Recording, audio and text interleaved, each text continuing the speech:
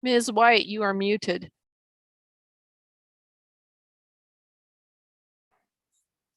I was giving instructions to the children. Are we ready? Oh, sorry. That's okay. We're watching you talk and not hearing anything. No, I'm like, you guys really have, I have 2 minutes until liftoff.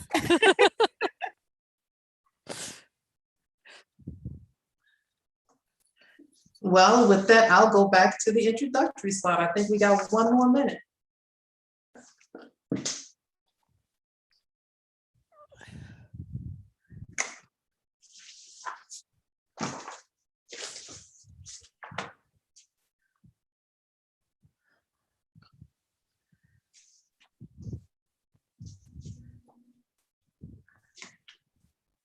Persistent.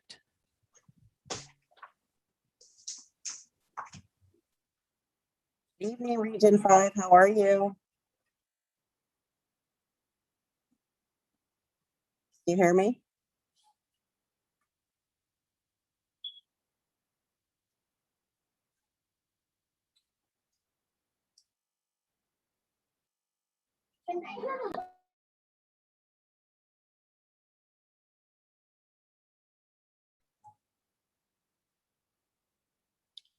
Miss Seeger, can you hear me? Yes, Okay. we can hear you. All right, awesome. Good evening and thank you for joining us today. My name is Tiffany White and I am the volunteer co-chair for Region 5 of Columbus City Schools. My role is to help facilitate the conversation tonight and to take you through the agenda for the evening.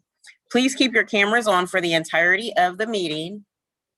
Keep your microphones on mute until the discussion time in the breakout room begins.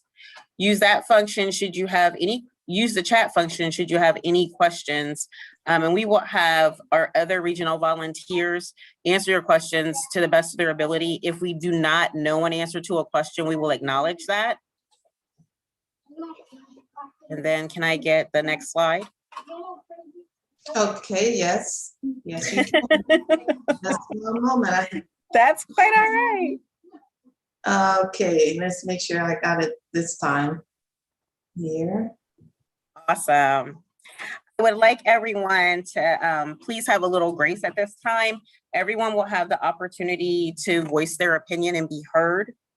Help us remain positive. We know this year has been trying, and when you have conversations regarding facilities, it can be a little bit stressful, but let's remain positive and constructive. We will acknowledge when we don't have answers right now. Any questions that are put in the chat will be compiled into a FAQ or frequently asked questions document. Tonight, we have Area Superintendent Diane Agnes with us this evening. Additionally, we have representation from Leggett Architects, who is the planning consultant to assist in the process. Colin Lewis is also with us with Battelle for Kids. I am pleased to introduce Ms. Diane Agnes, our Area 5 Region Superintendent. Thank you, Tiffany. Good evening, everyone. Thank you for taking time out this evening on a beautiful day outside to join us for this important work. Just as a reminder for those who may not have been at the last meeting, Region 5 is made up of all of the schools that feed Beechcroft, Northland, and Mifflin high schools. We also have our digital academy, which next year will transition to blend ed. So we are a total of 21 schools and 20 buildings. I think at this time I am introducing a video from Battelle, or about Portrait of a Graduate from Battelle for Kids.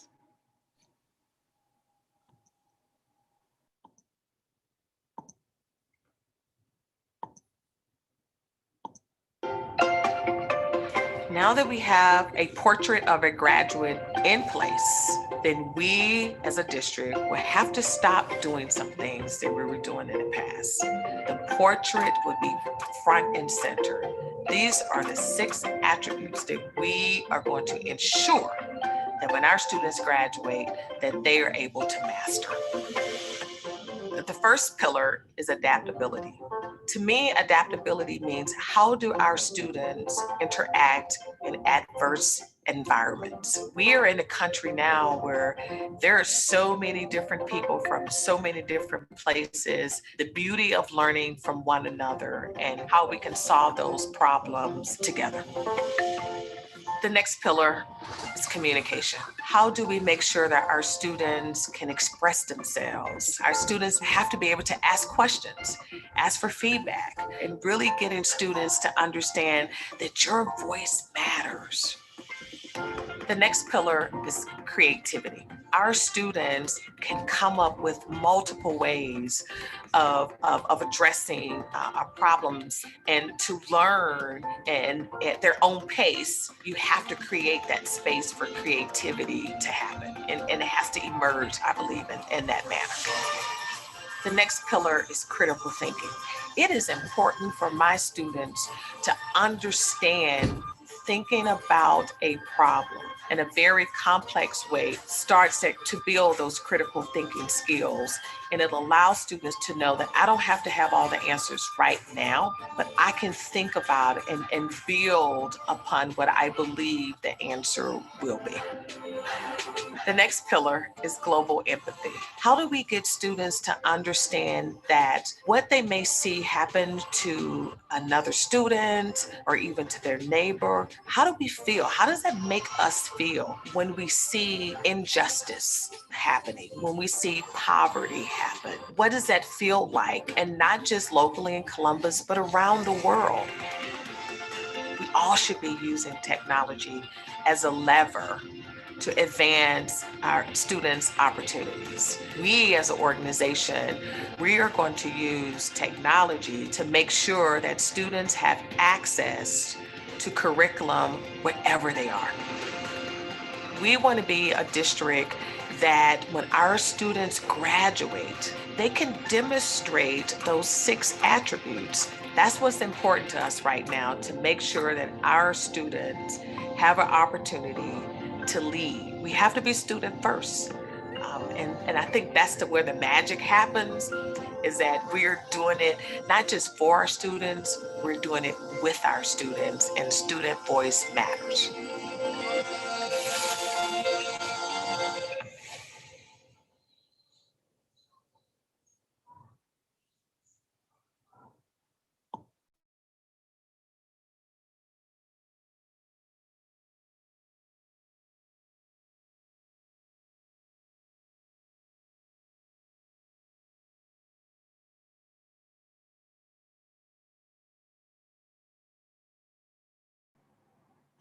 Ma'am, you're muted.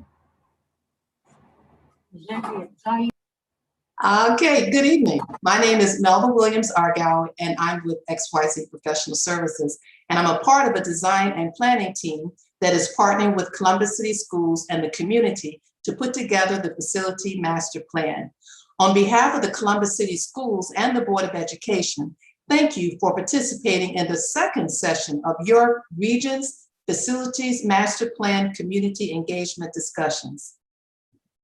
The five-step collaborative master plan process includes the phases gather, envision, define, consider, and transform. The community engagement process is a crucial part of creating the master plan. Each step of this process is to create consensus of community values and a full and clear understanding of what the community expectations are for the future in learning environments. Notice that the first three phases are problem defining and the second are problem solving, meaning we're not designing anything until we have gone through the steps to understand what is needed. The process started in April 2021 and is scheduled to be completed in December 2021.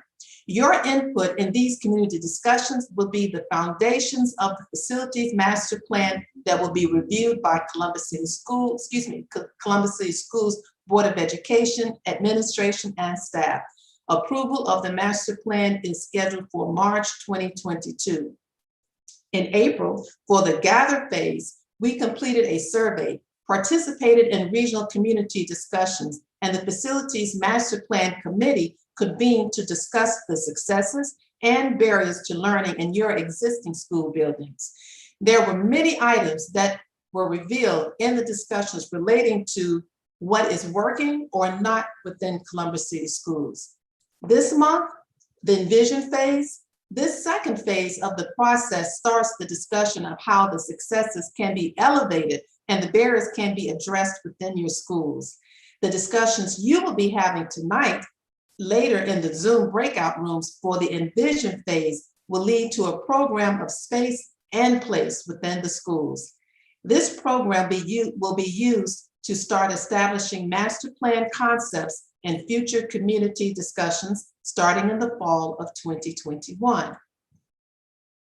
So let's highlight a little bit about step 2 in the envision phase. This master plan phase is to envision your goals and aspirations for your future learning environments. Additionally, this is the time in the process for us all to understand the purpose and mission of Columbus City Schools. So there are a few items we'd like for you to keep in mind as you enter into the breakout rooms for discussions tonight, and they're highlighted here. So we have established goals and expectations, explore your mission and how it can embody place, portrait of a graduate, and imagine the future potential of your district. You also see a listing of other tasks that will be happening during this process in terms of reviewing the schedule, documenting visions, values, and mission. Consider environmental responsibility, leading tours of facilities, and analyzing research and best practices. And at this time, I'd like to introduce Mr. Colin Lewis with Patel for Kids. Mr. Lewis. Good evening, everyone. I'd just like to say thank you for giving us the opportunity to share.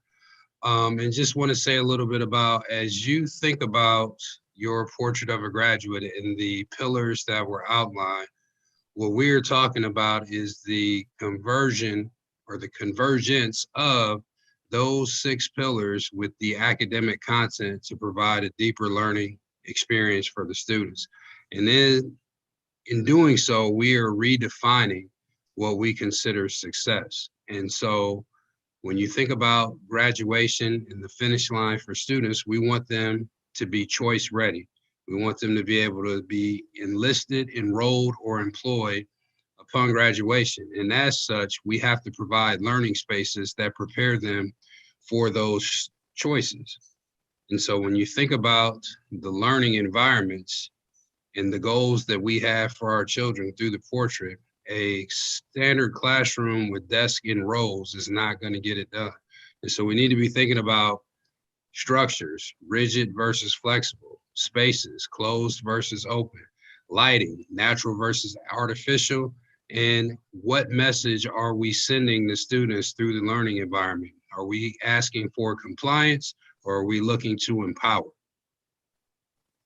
And so the flexible spacing options need to fit the teacher needs so they can design the learning experiences that lead to the students actualizing all of the portrait aspirations you have for them.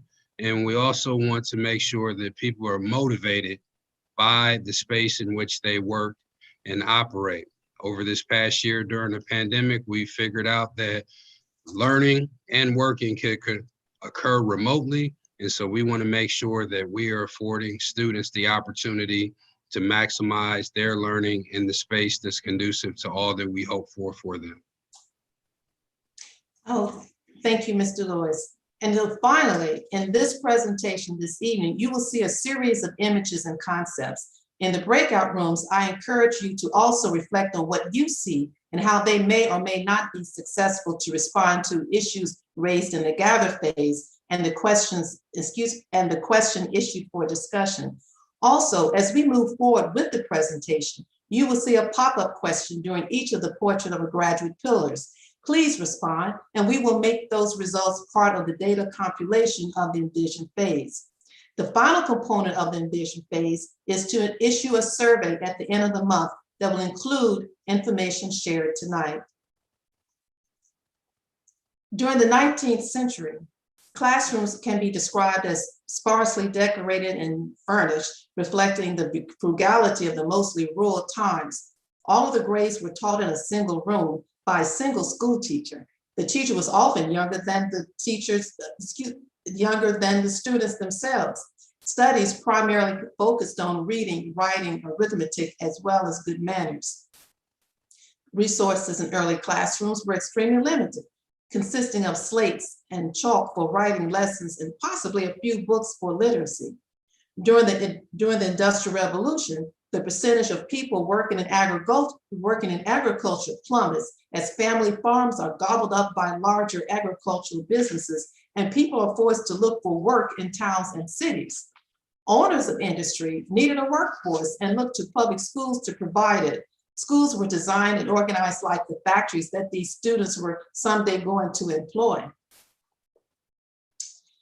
As our classrooms have evolved from supporting agrarian and industrialized models, our classrooms and spaces must evolve to support a technology-based and a creative and critical thinking society in a model of collaboration. Along with changes in the physical attributes of school came changes in the social construct of school, of what it means to be a community. Equality and diversity before were merely just words, where today those words are embraced and celebrated in a school community. The facilities master plan is the preeminent opportunity to develop children in our community into global citizens who can thrive and lead and to create changes of the future. As mentioned earlier about the Envision phase, the purpose today is to review the goals and the mission of Columbus City Schools. Our guiding principle to achieve these objectives is the Columbus City Schools Portrait of a Graduate. For the Envision phase, we will explore three pillars of Portrait of a Graduate and discuss how they can be shaped into the future of our school facilities. The three pillars we shall explore this evening are adaptability, communication, and global empathy. The definitions are as presented by Columbus City Schools. These three pillars were specifically selected for this month because they lend themselves to more conceptual conversation. The other three pillars will be discussed at the defined discussions because they are more specific and technical in nature. So let's dive a little bit deeper into the particular pillars of adaptability, where our students will be agile in thought and actions, responding productively to positive and negative feedback while balancing diverse views to reach workable solutions. So how does that translate into educational design? Well, adaptability is agile, where education is without walls. and walls are movable. Adjustable furniture, rooms and walls. Secondly, in terms of translation, it's diverse, but introverted and extroverted places for individual, small group, and large learning. So let's take a look at this image. Here we have, in terms of agile adaptability, this is an existing school building, but we're creating adaptable space that can be achieved within the walls of an older school building. So we are maximizing daylight. Desks and chairs on rollers allow for various space configurations into teaching and learning styles. So we have small group collaboration and large group discussions and presentations.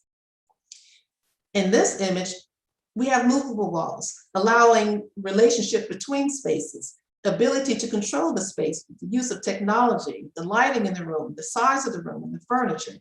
And we're creating space for multiple learning styles. There's acoustical treatment. Look at the floor finishes. We have carpeting versus hardwood flooring, and the carpeting for sound attenuation, and a space for audiovisual equipment and presentation. This space, observe learning in action, individualized, specialized learning. The students who need the teacher's attention are getting it. The students who need time to finish their work individually are getting it. Overhead doors allows for relation between spaces. Just a push of a button, faster and less energy than moving walls. This is the same space from an opposite view. We have tables for collaborative learning instead of desks. Openness and close proximity for team teaching. This space, diverse spaces. This space serves as the cafeteria, mobile library, and assembly space. This is it's the center of the school, and those overhead doors actually open into this area. Transitions are large and open and welcoming, and allows for casual and relaxing environment. It allows for students to have ownership of their own time. Core, they can do much more than just guiding students from one space to another.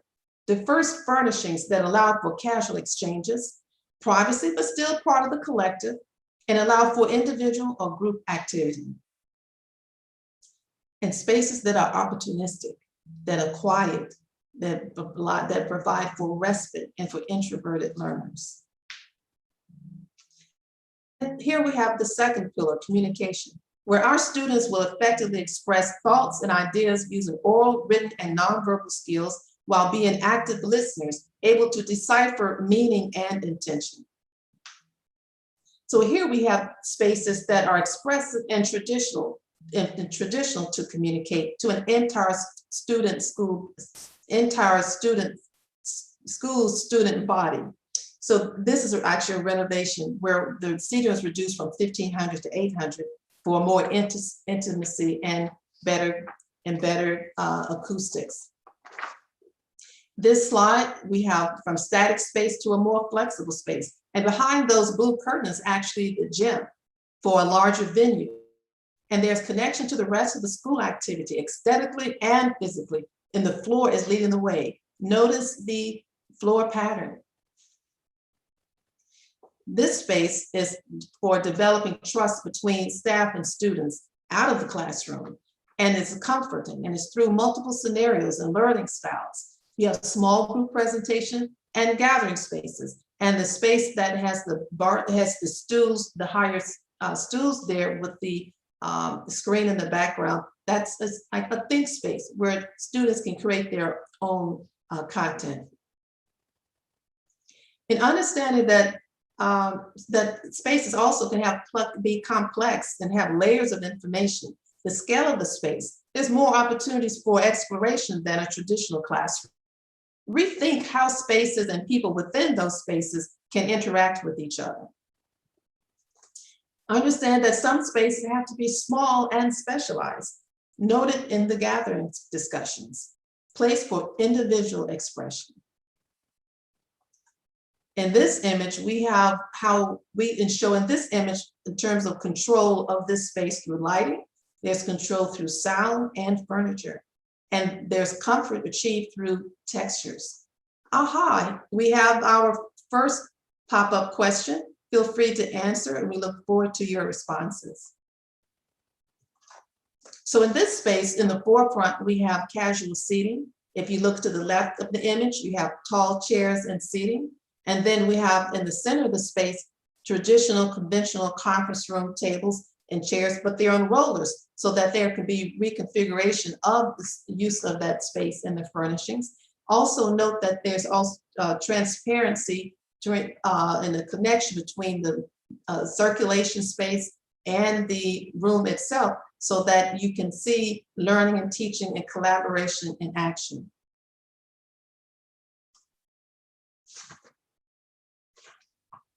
And let's see, I'll move to our next slide. Here, and in this space, we have provide opportunity for technical and specialized education and specialized discussion, where it's a room within a room. We have introverted space that has opportunity to observe larger groups. In this space, again, we have control of lighting, sound, and furniture, and a comfort through textures. There's also a connection. There's connection where we can have intimate conversation. And so there are three communication in one space for various types of interaction. And there's a direct connection to the circulation, opportunity for impromptu communication. This space is an opportunity for student and staff connection. The conference room is no longer just for administration. In most rooms, and this is the most used space in the entire high school, and is located at the main intersection in the building. Our third pillar, global empathy. We have another pop-up question. Again, please feel free to answer.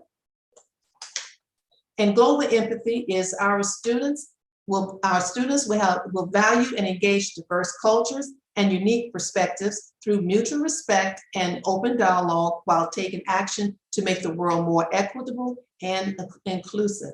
And how does that translate into education design? Well, number one, welcoming. For every family, every student should feel welcome in their school and ownership of their learning.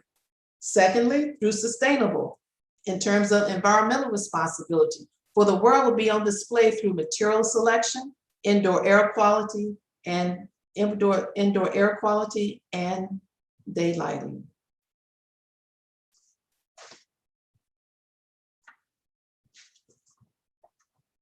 So let's take a look at this slide here, where it is in a historical context, an introduction for a sense of place. It's a way of creating empathy for history and being respectful of it. This slide here, in this image, is making a statement of importance. Community expression, aesthetically fit in the context of the community. Gathered discussions reveal the importance of the schools as a beacon of the community. Create interest and connection to the neighborhoods through landscaping and pathways. And this slide here, where we have an early learning center, it creates a sense of ownership. Did you note the little blue door to the right in the image? And it's showing the little learners that this is for them. And notice that the facade of the building is all glass or glazing. So there's a visual connection, seeing how exciting learning can be, and does not have to be, in learning or teaching, does not have to be mysterious. Showing an understanding and celebration of cultural difference. Designated space for this celebration, such as music. Also with the global empathy, sustainable. We have another question. Again, feel free to answer. We look forward to your response. So with this slide, we're showing global empathy through sustainable concepts. So we have it comes to environmental awareness, colors and textures relating to nature and calm indoor environment.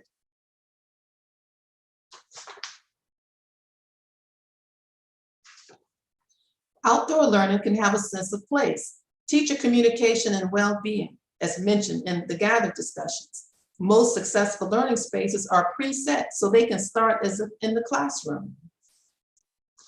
Create opportunities to connect how our students can work and connect to nature. understanding cause and effect and human interaction with nature, and promote discovery and enhancing the teaching environment.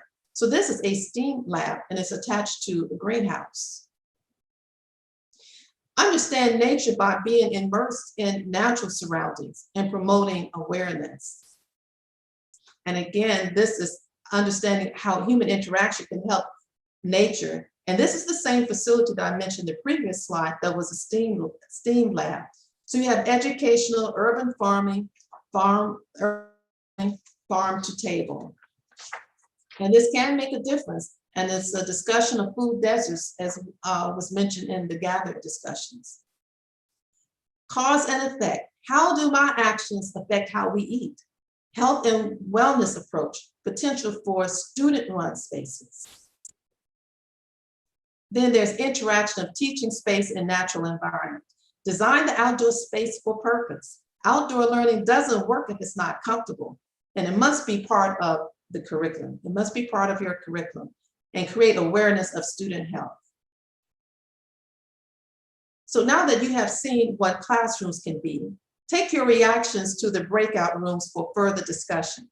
And that is the conclusion of our portion of the presentation. And with that, I'd like to turn it back to our regional co-chair, your meeting host. Thank you, Melva. I appreciate that.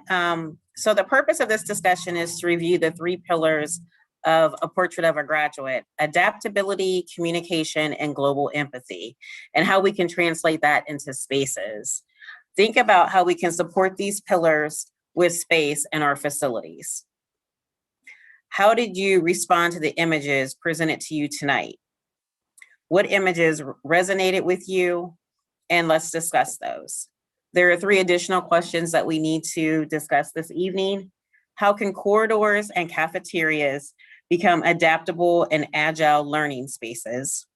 What kind of flexible furniture are needed to improve focused communication in classroom, STEM laboratories, and libraries?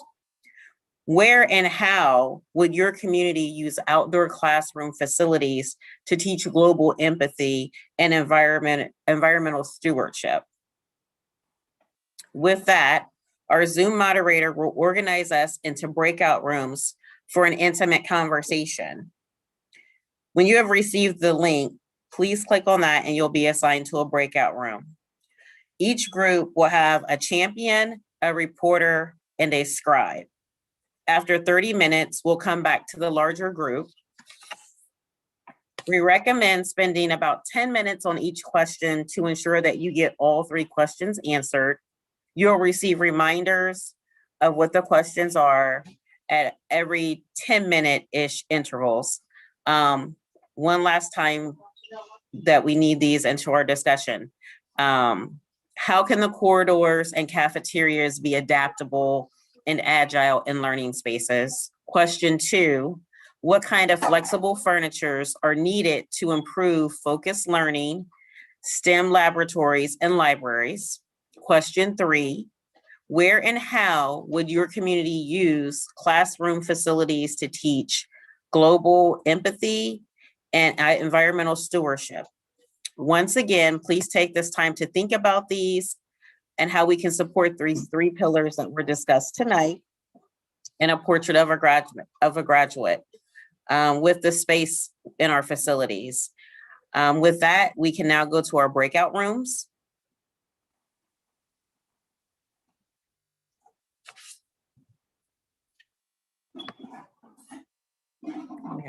Okay.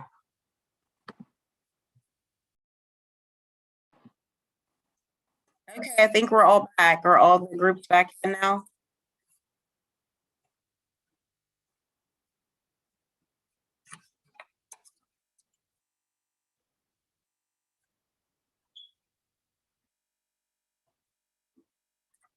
I don't know.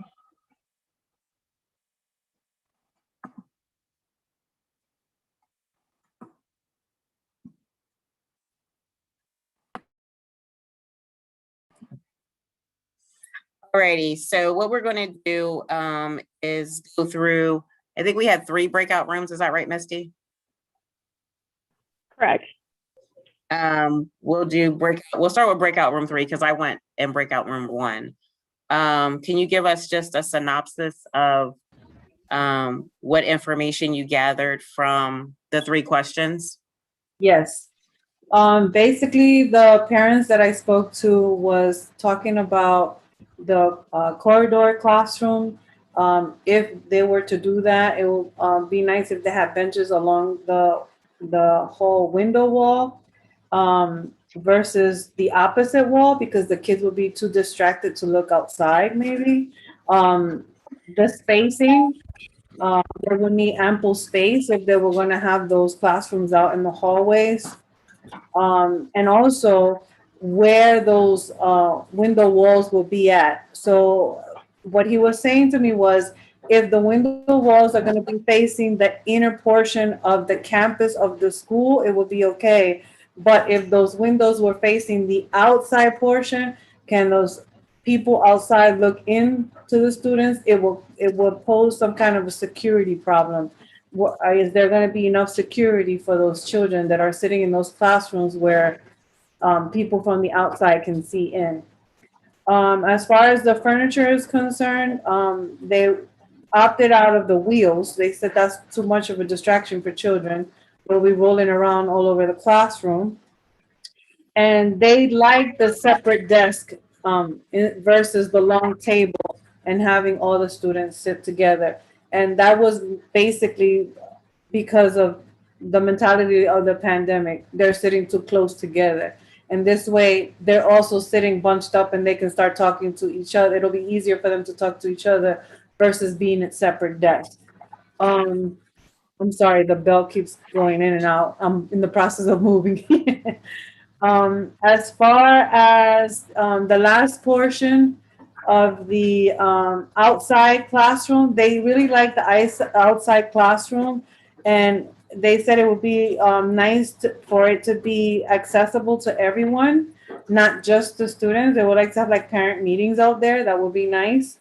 And they also really like the addition of the agricultural classroom, as far as like the greenhouse, and then being able to plant a seed and see it grow and actually being able to eat from it. They thought that was a very cool idea. But that was it. They didn't have very much to say other than that. Okay, thank you. We have number 2. I'm actually going to speak for group number 2 because I was a part of it and I took the note for the Google form. Kiara. Hi there. We were really fortunate because we actually had a teacher, a few architects in our group, so it was pretty constructive conversation in reference to corridors and cafeterias being adaptable and agile. We have a teacher who works in an older school building that's already using almost every square foot to get outside of the classroom. She really liked the idea of being able to have a space that can be a flex space, such as a cafeteria. We kind of moved on past that pretty quickly to what that would look like as far as the flexible furniture. Stackable, movable, easy to move. Even a child could help with it. Right now the tables are old and pretty heavy, easy to clean around, and durable. That also furniture that could fit through doorways. So if you're really gonna have a flex space that you could collapse it. I really liked this idea to have drop-down LCD projectors for like presentations or to be able to record performances or assemblies that happen to be able to share with families who maybe couldn't attend. And just putting a focus on the STEM lab. So if we have partners who can come in and talk to people about careers, that we would have the facilities to deal with that. And if anyone in group 2 wants to add anything, feel free. Okay. In reference to question 3 regarding the outdoor classrooms, covered spaces that could be used most seasons, that have water resources and maybe some hidden waterproof outlets so the teachers could use technology outdoors if necessary. And as far as questions that arose, just the future of Region 5, feeling a bit forgotten. Could the high schools be consolidated? Maybe 2 larger high schools that could house Region 5? And also, could the facility master plan meetings be offered at different times to allow more people to attend?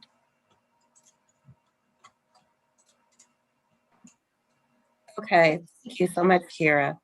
So I took notes for Region 1, but I want anyone to jump in if I missed something major.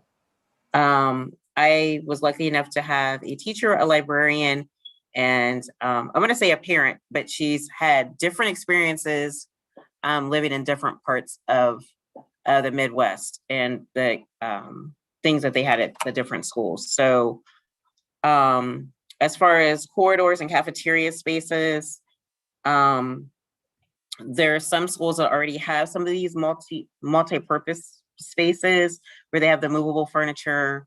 They can write on the classroom walls. They have cozy, I won't call them cozy corners, but a space it's for sophomores specifically, where they can kind of gather and have a think tank kind of situation. And they were able to get a lot of those things through a grant. So I don't know if that was available for all of the schools in Region 5, or if just they have a really good grant writer that searches those things out. And they were awarded that grant to get those things. But would like to have more spaces where that would be offered to maybe even different class levels or grade levels. As far as we were talking about flexible furniture, and we got on the discussion of the diverse population of Region 5, and maybe having like an LCD board that when you come in, there's a different language that says good morning or hello to you. So you can hear the language and you can see how to write whatever phrase that's up there. And not only are they learning English as a second language, but we are also able to converse and talk to them in their language as well. So that was a really cool thing. As far as outdoor spaces, everyone loves the idea of outdoor spaces. The garage doors were really cool. And I think for our high schools, they're kind of, I don't want to say off on their own island, but you have to be very intentional to come up to most of those places. But I understand the safety for the middle and elementary schools. A health and wellness center. In that health and wellness center, you would have doctors, optometrists, MDs for physicals, but the students could also shadow those individuals almost in a trade-like setting to garner more skills. An observation room where there's instruction going on or the teacher is observing, and then they can have teachable moments, like if you did something improper in some technique. And I'll give the example was the construction trade at Mifflin. Like they can say, was this up to standard? Did you do this by code? The teacher can observe it and then come back and talk to the student one-on-one to see what they did correctly or what they did incorrectly and how to correct that. What else? Oh, standing desk, which I know that they have those in professional spaces, but Mifflin has standing desk, which I think is pretty cool for that fidgety person. Maybe standing keeps them a little bit calmer. So that's, I think, an idea as well. And then the library spaces for K through 3, like having that kind of space for learning, where there's different things that they could go around and different stations where they can do things. So I think our group had a lot of information.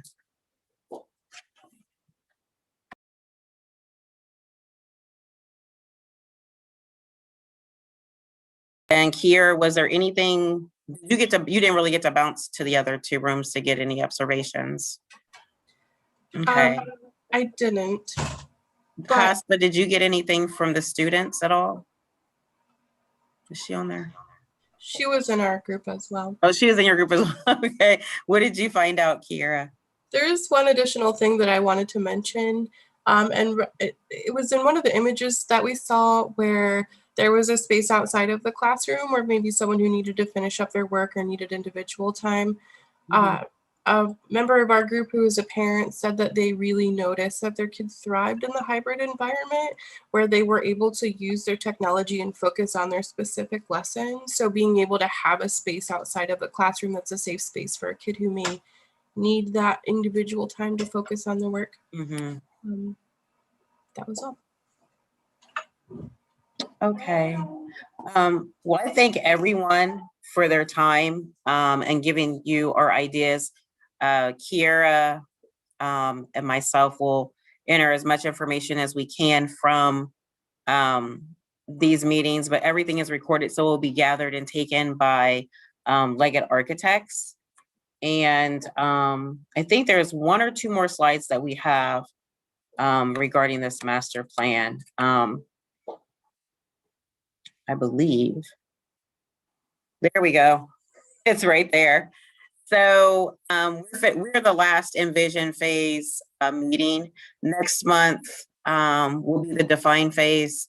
So keep an eye out for that invite.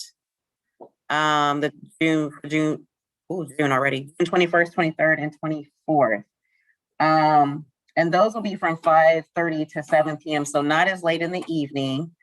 And we're going to go through the last 3 pillars, which are creativity, critical thinking, and technology. As far as the educational space, as far as quantity and quality. Now, I know some schools have lots of technology and others don't, but we want to break through those barriers so everything is equitable.